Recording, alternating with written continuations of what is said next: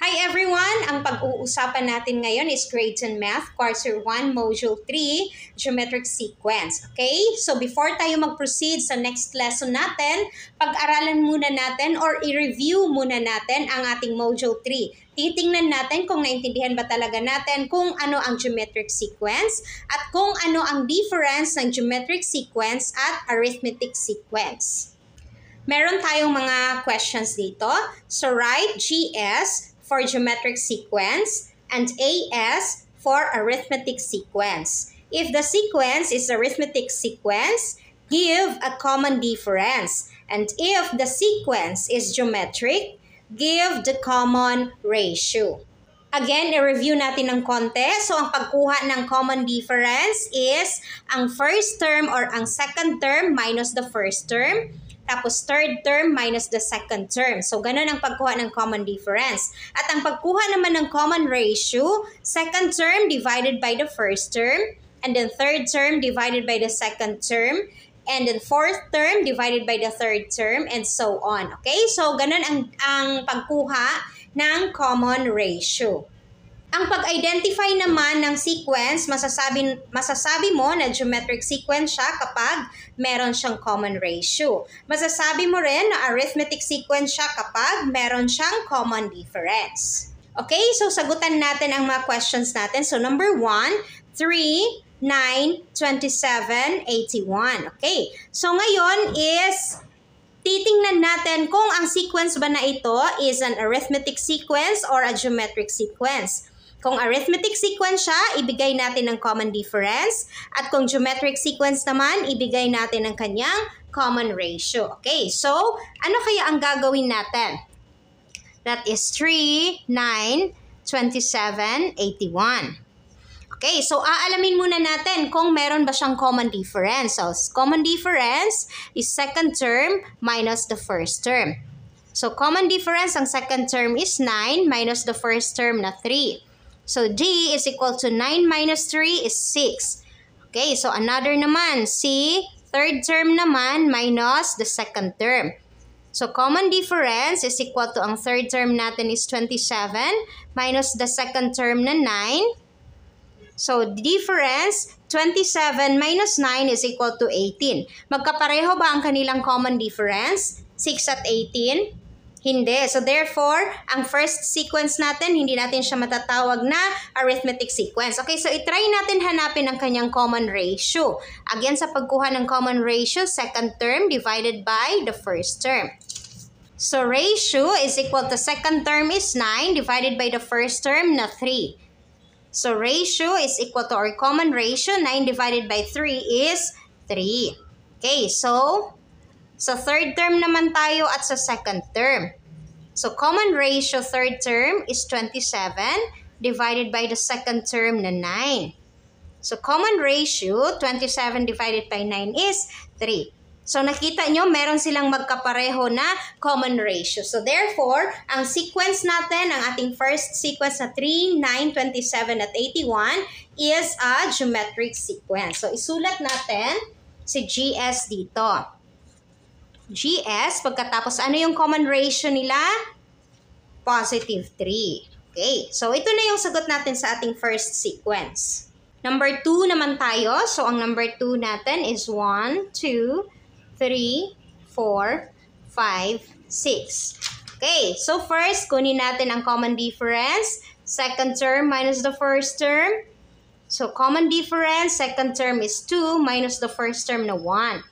So, common difference, 2 minus 1 is 1. And then, third term minus the second term. So, kailangan mong kunin ang dalawa, at least dalawa, para malaman mo kung geometric ba siya or arithmetic. Okay? So, ang third term is 3 minus the second term na 2. So, common difference, 3 minus 1 is 1. Okay? So, magkapareho ang kanilang difference. So, therefore, ang ating pangalawang example is an arithmetic sequence. So, isusulat natin ang ating sagot dito. Isulat natin si AS kasi arithmetic sequence siya at ang kanyang common difference is 1. Number 3 naman tayo. So, 9, 18, 36, and negative 72. Sorry, negative 18 pala. Sige, kunin muna natin ang kanyang common difference. Okay, so common difference, second term is negative 18 minus the first term na 9. So, negative and negative, that is add and copy the common sign. Negative 18 plus 9 is 27. So, negative 27. Ang second term at third term naman. So, third term, 36 minus the second term na negative 18.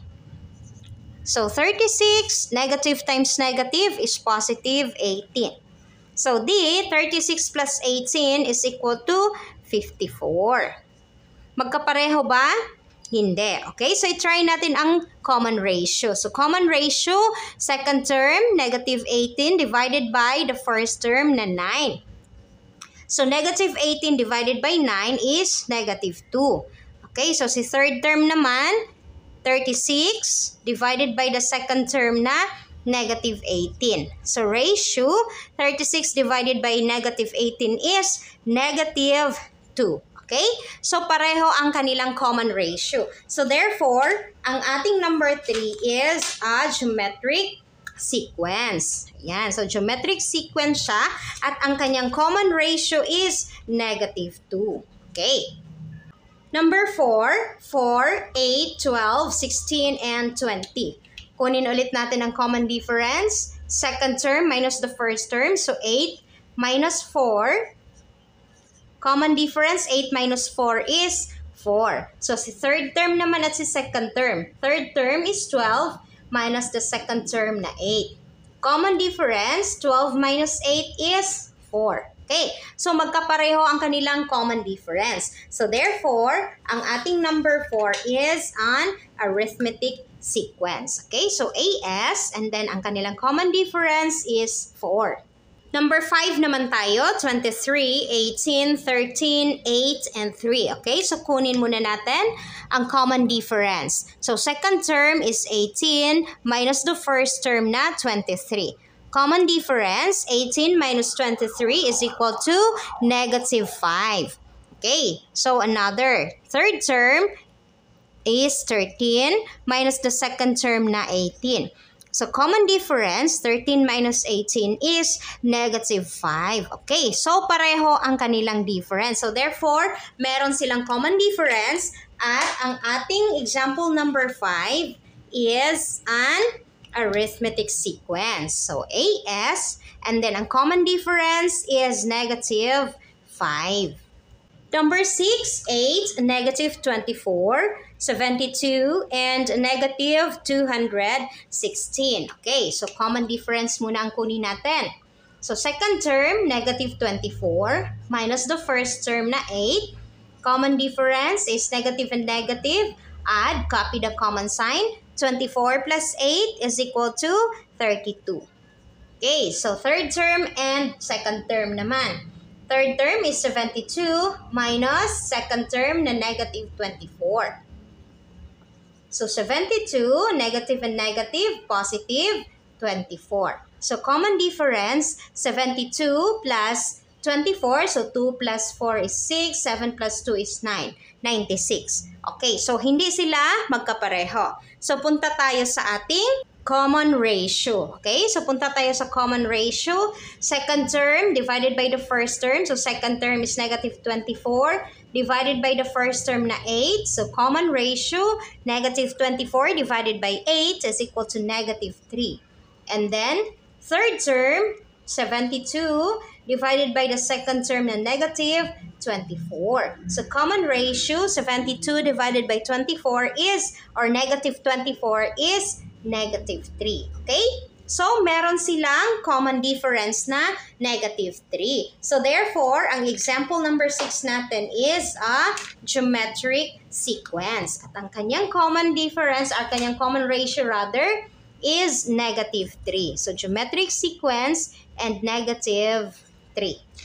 Number 7 tayo, 405, 135, 45, 15, and 5. Okay, so kunin muna natin ang common difference. Second term, 135, minus the first term na 405. So common difference is equal to 135 minus 405 is negative 270. And then, ang third term naman at second term. So third term is 45 minus the second term na 135. Common difference, 45 minus 135 is equal to negative 90. Okay, so hindi magkapareho ang kanilang common difference. So punta tayo sa common ratio. So ratio is equal to second term, 135, divided by the first term, 405. Okay, so si 135 at si 405, pwede nating i-reduce into lowest term sa pamamagitan ng pag-divide sa kanila pareho ng 135. So 135 divided by 135, 405 divided by 135. So 135 divide 135 is 1, and then 405 divide 135 is 3. Okay, so therefore, ang common ratio natin is 1/3. So si third term naman at si second term. Third term is 45 divided by the second term na 135. Okay, so common ratio, i-reduce into lowest term. So 45 and 135 is equal to 1/3. Kasi i-divide natin sila pareho ng 45. So 45 divide 45 is 1. 135 divide 45 is 3. Okay? So, meron silang common difference na 1/3. Sorry, common ratio na 1/3. So, therefore, ang example number 7 natin is a geometric sequence at ang kanilang common ratio is 1/3. Example number 8, 9, 18, 27, and 36. So, common difference is equal to second term, 18, minus the first term, 9. Common difference, 18 minus 9 is 9. And sa third term naman, 27, minus the second term na 18. So, common difference, 27 minus 18 is 9. Okay, so magkapareho ang kanilang difference. So, therefore, ang example number 8 natin is an arithmetic sequence. Okay, so AS ang sagot natin. Pagkatapos, ang common difference is 9. Example number 9 tayo, 1/2. 1, 3 halves, 5 halves, and 7 halves. Okay, so nakita nyo na fraction, pero same pa rin yung process. First, kunin natin ang kanyang common difference, second term minus the first term, and second term natin is 1 minus the first term na 1/2. Okay, so common difference, 1 minus 1/2, of course, that is 1/2. Okay, so another is third term. So ang third term natin is 3 halves, minus the second term na 1. Common difference, so 3 halves. Okay, so ipakita ko sa inyo kung paano gawin yung fraction. Kunin natin ang kanyang LCD. So ang LCD natin is 2. 2 divided by 2 is 1, times 3 is 3. And then automatic si 1 dito, meron siyang denominator na 1. Okay, so 2 divided by 1 is 2, times 1 is 2, minus 2. So common difference, 3 minus 2 is 1. Kopyahin natin si denominator na 2. Okay, so kung nalilito kayo sa ating fraction, pwede niyong panoorin or balikan ang lesson natin about fraction. Kasi I know na nalilimutan niyo na talaga kasi nasa grade 10 na kayo, tapos ang fraction natin is nasa elementary pa siya. So therefore, meron silang magkapareho na, meron silang common difference na 1/2.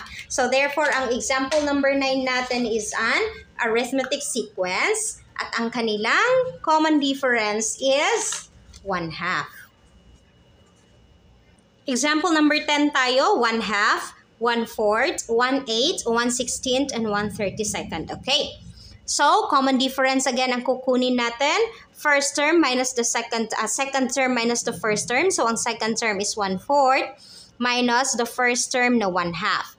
Common difference. So, kunin natin ang kanilang least common denominator. So, ang LCD nila is 4. So, 4 divided by 4 is 1, times 1 is 1, minus 4 divided by 2 is 2, times 1 is 2. Pwede ba natin i-subtract ang 1 minus 2? Hindi. Okay? So, kunin muna natin ang third term at second term. So, ang third term natin is 1/8 minus 1/4. So, 1/8 minus 1/4, ang ating LCD is 8. 8 divided by 8 is 1, times 1 is 1, minus 8 divided by 4 is 2, times 1 is 2. Pwede ba natin i-subtract ang 2 kay 1? Hindi. Okay? So, therefore, proceed tayo sa common ratio kasi hindi natin ma-proceed ang ating common difference.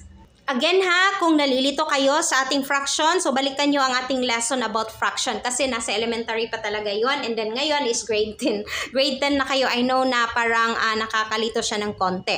So ngayon, punta tayo sa common ratio. Common ratio is second term, 1/4, divided by the first term, 1/2.